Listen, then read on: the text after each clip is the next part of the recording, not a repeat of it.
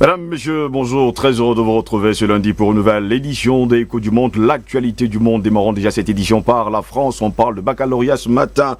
Si la décision de maintenir l'oral de français du baccalauréat pour les classes de première n'est toujours pas connue, les élèves de terminale savent de leur côté qu'ils sont évalués sur la base du contrôle continu. Une aubaine pour les élèves qui ont travaillé toute l'année, des lycées qui restent pour l'instant fermés et un baccalauréat chamboulé avec le nouveau coronavirus. Le traditionnel examen de fin de terminale organisé en salle disparaît au profit du contrôle continu.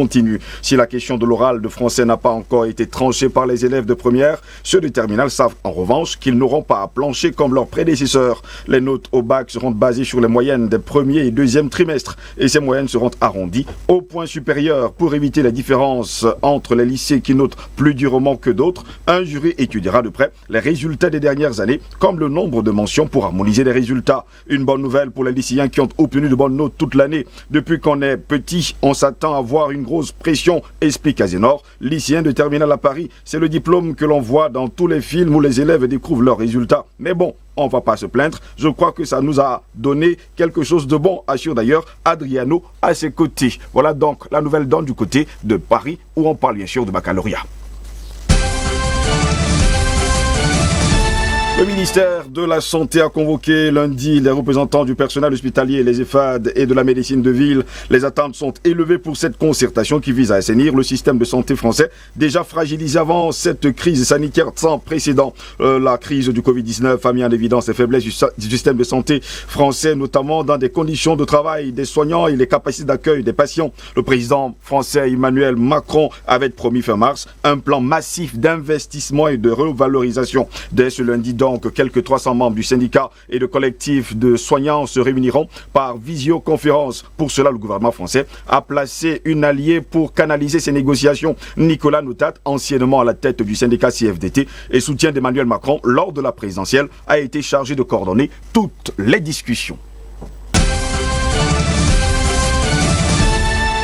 Après 17 mois d'une crise au cours de laquelle il a joué sa survie politique, le Premier ministre israélien est au tribunal du district de Jérusalem pour une nouvelle bataille judiciaire cette fois. Le procès pour corruption de Benjamin Netanyahou a été ajourné dimanche 24 mai après une heure d'audience au tribunal du district de Jérusalem. Au cours de cette audience, les avocats du Premier ministre israélien ont demandé plusieurs mois pour étudier les éléments de preuve retenus contre lui, alors que le parquet a demandé à ce que des témoins puissent être rapidement entendus. Les trois juges ont indiqué étudier ces demandes et ajourner la séance sans fixer de nouvelles dates pour la reprise des audiences. Une nouvelle page devait s'ouvrir donc hier dimanche en Israël avec le début du procès de Benjamin Netanyahou, qui devient ainsi le premier chef de gouvernement israélien de l'histoire du pays à faire face à des accusations criminelles de corruption en cours de mandat. 2 heures avant le début des procédures, plus d'une centaine de ses supporters, drapeaux israéliens au vent, se sont rassemblés à proximité du tribunal quadrillé par la police. Benjamin Netanyahou, le peuple est avec toi, scande d'ailleurs un homme, tandis qu'une dame brandit une pancarte en hébreu sur laquelle est écrit « Procès Dreyfus 2020 » en référence au retentissant scandale ayant mêlé erreurs judiciaires et antisémitisme en France au tournant du XXe siècle.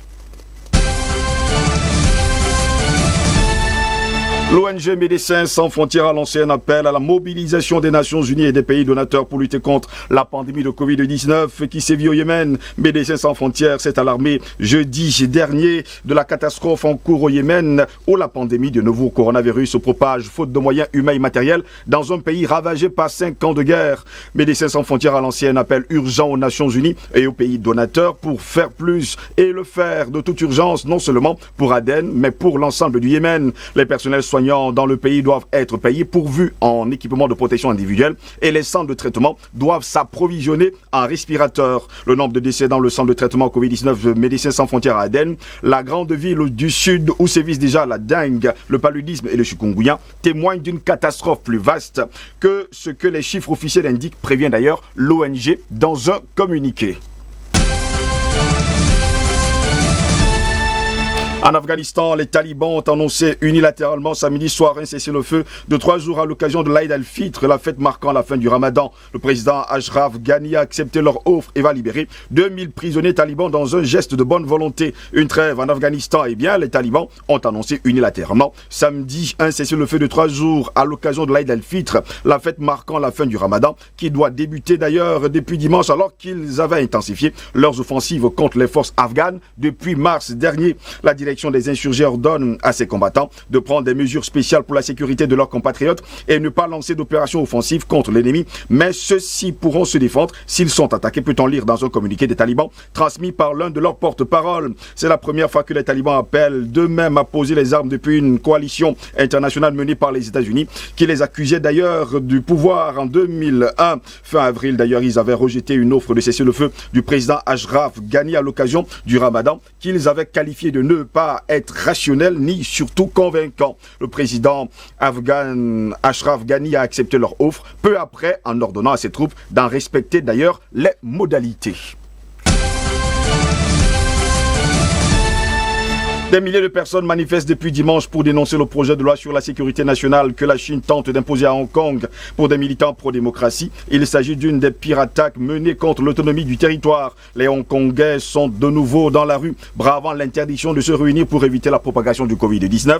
Des milliers de personnes ont manifesté dimanche 24 mai dans plusieurs quartiers de Hong Kong. Ils dénoncent la proposition de loi sur la sécurité qui vise à interdire la trahison, la sécession, la sédition et la subversion. La situation s'est rapidement tendue alors que le nombre de manifestants enflait dans les quartiers de Causeway Bay et Wan Chai. La police anti-émeute a eu recours aux lacrymogènes et au gaz poivré pour tenter de disperser la foule avec l'aide de canons à eau. Certains protestataires ont jeté des projectiles sur les forces de l'ordre, érigé des barricades de fortune et utilisé les parapluies pour se protéger des gaz lacrymogènes. La police a annoncé 120 arrestations. Néanmoins, la peur de la pandémie de la police ou encore le confinement n'ont pas suffi à dissuader les militants pro-démocratie. Ils ont multiplié les appels à se rassembler depuis le dépôt de la proposition de loi le vendredi 22 mai dernier à l'ouverture de la session annuelle de l'Assemblée nationale populaire. Selon eux, cette loi est l'une des pires attaques menées contre l'autonomie du territoire. On parle bien sûr de Hong Kong.